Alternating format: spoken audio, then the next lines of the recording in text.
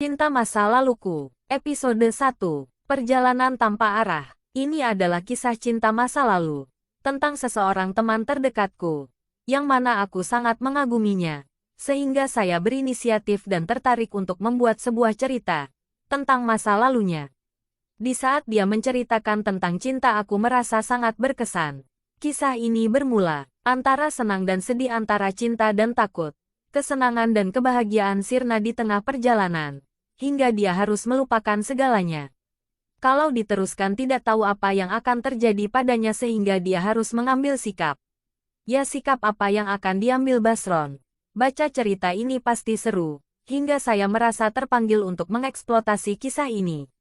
Kisah bermula pada tahun 70-an. Dia adalah seorang anak orang kaya kampung yang pintar dan nekat.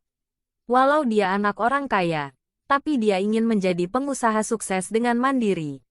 Namanya adalah Basron. Saat itu Basron berumur sekitar 18 tahun. Dan Hasan juga umurnya antara 18 atau 19 tahun. Keduanya masih remaja. Tepatnya pada tahun 1970 Basron nekat pergi dari rumahnya untuk cari kerja di daerah lain. Dia pergi bersama temannya Hasan tanpa tujuan yang jelas. Basron dan Hasan naik kereta api ke arah Biren.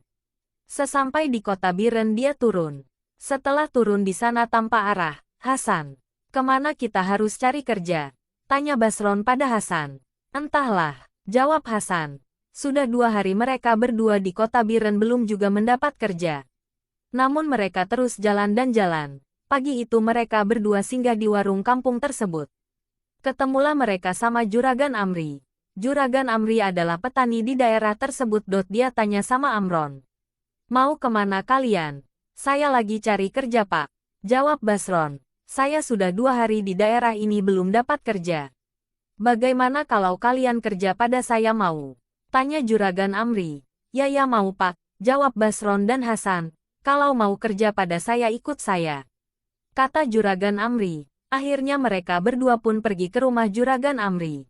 Sesampainya mereka di sana, mereka berdua dikasih cangkul oleh Juragan Amri. Kalian berdua cangkul sawah saya, kata Juragan Amri. Terus kalian berdua bisa tinggal di sini. Ini adalah gubuk tempat tinggal kalian. Setelah kalian pulang dari kerja, tak lama kemudian mereka pun dibawa ke sawah Juragan Amri. Juragan Amri sangat terkenal di daerah tersebut. Dia banyak sekali sawahnya, sehingga Basron dan Hasan kerja pada Juragan Amri. Hari demi hari mereka berdua terus bekerja pada Juragan Amri. Satu demi satu sawah Juragan Amri pun terus dicangkul. Mereka sangat senang kerja pada Juragan Amri karena Juragan Amri tidak galak dan pelit. Juragan Amri pun sangat senang pada mereka. Hari demi hari terus berlalu.